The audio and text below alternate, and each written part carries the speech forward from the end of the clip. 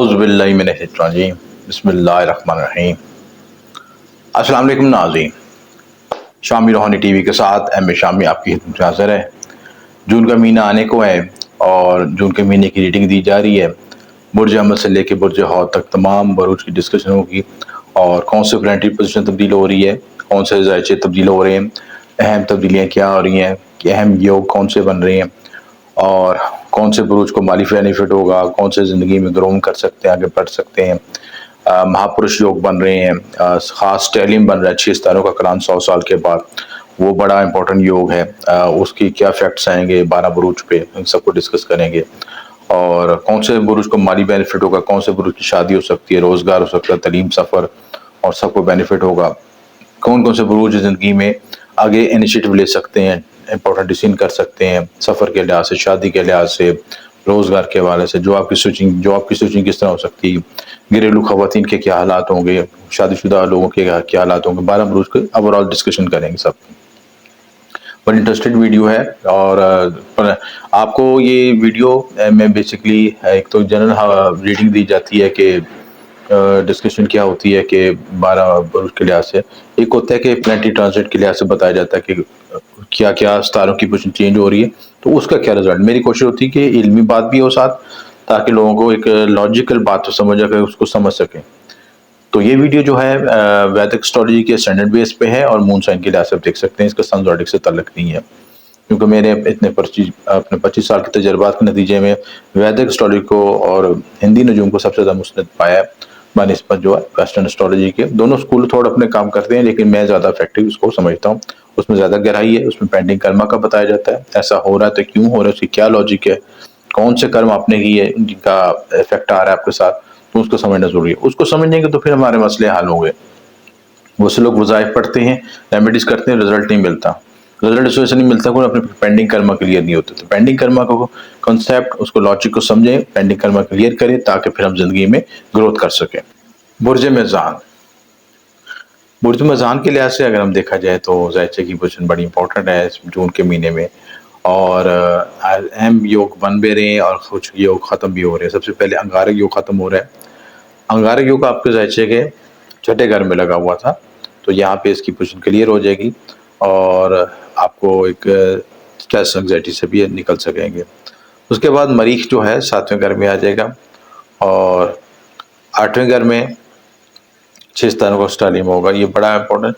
Libra वालों को थोड़ा सा ना अपने हेल्थ के लिहाज से मुताद रहने की से, कुछ रिलेशनशिप के लिहाज से, अपने कारोबारी लिहाज से, इन्वेस्टमेंट के लिहाज से, तमाम मामलों की इनको थोड़ा सा जून का महीना बड़ा सेंसिटिव है और पहले भी लिब्रास कुछ दबाव का शिकार है, तो इसमें थोड़ा मुताद रहने की ज़रूरत है। घर का जो 8वां दूसरा घर बहुत एक्टिवेट होगा, सरे आमदन में कोई बड़ी स्विचिंग होगी और मामला नई तब्दीली आएगी, जगह की तब्दीली कर सकते हैं, हालात में के लिए नए वेरिएशन, नए आपको मौके मिल सकते हैं, नई तब्दीलियाँ आ सकती हैं। जुपिटर भी 8th हाउस में एक्टिव होगा, तो मजमूई तौर पर जो है लिब्रास को बड़ा सेफ होकर चलना पड़ेगा और कोई ऐसा ब्लंडर ना करें जिसके बाद में उसको अफसोस और पेचीदगी हो। तो ज़ायचे की वजह कुछ ऐसी है कि फर्स्ट हाउस खाली है, सेकंड हाउस भी खाली, थर्ड हाउस भी खाली है, फोर्थ हाउस में प्लूटो की पोजीशन है, फिफ्थ हाउस में सैटर्न है, सिक्स हाउस में जो है मार्स, नेपच्यून, मून, राहु। और मार्स यहाँ निकल जाएगा 1 जून को, यहाँ पे यूरेनस चला जाएगा। यूरेनस आपके भी वो शिफ्ट हो रहा है, टॉरस में आ जाएगा और मार्स जो है 7th हाउस में आ जाएगा। जुपिटर, मरकरी, सन, वीनस जो है और 6 सितारों को स्टेलियम, ये बड़ा सेंसिटिव है। 8वां घर बहुत एक्टिवेट है, आपका घर 8वां और दूसरा घर बहुत साइन एक्टिवेट है। टॉरस और स्कॉर्पियो का साइन बड़ा एक्टिवेट है। तो 8वां घर जब एक्टिव होता है, ज़्यादा उसमें एनर्जीज होती हैं, तो ज़िंदगी में ऑब्स्टेकल्स, मसले, मसाइल, परेशानियाँ भी आती हैं, स्विचिंग आती हैं। भाई एक इंसान की ट्रांसफॉर्मेशन होती है, एक नए हालात व वाक़ियात से इंसान गुजरता है और वो हालात व वाक़ियात जो पहले नहीं उसने देखे होते हैं, वो सोच जो पहले ज़िंदगी स्मूथ चल रही होती है, तो अचानक बड़ी उसमें स्विचिंग आती, तब्दीलियाँ आती हैं। तो ये इस लिहाज से बड़ा लिब्रस को बड़ा मुताद रहना चाहिए, आपके हेल्थ के लिहाज से, रिलेशनशिप के लिहाज से, करियर के लिहाज से, जगह की तब्दीली के लिहाज से और बहुत से मामलों में जिसमें आपकी ज़िंदगी में नई तब्दीली, नए हालात व वाक़ियात आएँगे। तो सेहत के लिहाज से मुताद रहें, सेहत में थोड़ा सा अगर कॉम्प्लिकेशन आता है तो अपने फ़ौरन डॉक्टर से एड्रेस करें, खाने में के मुताद रहें और अमराज़ मैदा के मसाइल आ सकते हैं। तलीम तालिब इल्म के लिए अच्छा टाइम है, आला तलीम के मौके मिल सकते हैं, कामयाबी मिलेगी, मुकाबले के इम्तिहान में कामयाबी होगी। हाँ, ये ज़बरदस्त के बेसिकली ये आपका ट्रांसफार्मिंग का दौर है और हार्ड वर्किंग का दौर है। अगर इस वक्त वो आप अपने को स्टेबल कर लेते हैं तो आप आगे बहुत ज़्यादा ग्रोथ कर सकते हैं। लव रिलेशनशिप ज़ोहल की मौजूदगी से सरफ़ मुजाहिदा की ज़िद, खुद पसंदी आड़ेगी और बाकी रिलेशनशिप में कुछ उतार चढ़ाव आ सकता है। अज़वाजी ज़िंदगी मरीज़ का अपने घर में होना और होगा, केंद्रा के घर में अगर रुचक योग की भी एनर्जी यहाँ पे मिलेगी क्योंकि मार्स अपने हाथ में, लेकिन मार्स आपके ज़ायचे के लिहाज से मारक सितारा है। लिहाजा जहाँ पे सातवां घर एक्टिव होता है, सातवां घर स्ट्रॉन्ग होता है, तो वहाँ पे मार्स अग्रेशन को भी ज़ाहिर करता है।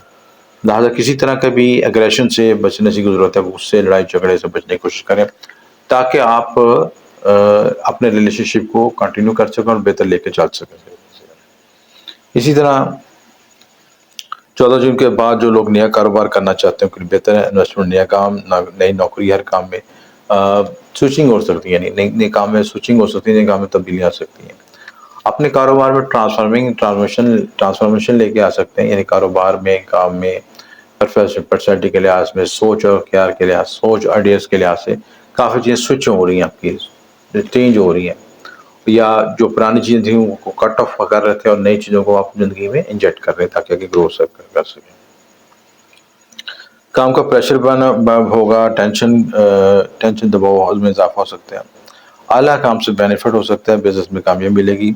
राहु छठे घर में छठे घर में है, बैंक बैलेंस और जो वकालत से काम करते हैं, डॉक्टर हैं, अपने जो पब्लिक डीलिंग से लोग काम करते हैं उनको बेनिफिट मिल सकता है। तो केतु यहाँ पे 12th हाउस में, यहाँ पे बेडरूम लाइफ को डिस्टर्ब कर सकता है, एंग्जाइटी पैदा कर सकता है। केतु जो है बेडरूम में प्लेजर को भी कट ऑफ करता है और ये बेसिकली इमोशनल सितारा है, तो ये आपको रूहानियत और मेडिटेशन की तरफ लेके जा सकता है। लेकिन आप दुनियावी चीज़ों की ख्वाहिश करेंगे तो उसमें कॉम्प्लिकेशन लेके एक मसाइल पैदा करेगा। तो लिहाजा अगर आप उलूम मख्फ़ी और रूहानियत और मेडिटेशन की तरफ जाते हैं तो ये वक्त आपके लिए अच्छा है, प्लस है। इन मामलों को इख्तियार करें तो अल्लाह ताला बेहतर करेगा। वीडियो पसंद आए तो लाइक और शेयर कीजिएगा, बात ना समझ आए तो कमेंट में अपना फीडबैक ज़रूर दीजिएगा। आपका शुक्रिया, हमेशा में।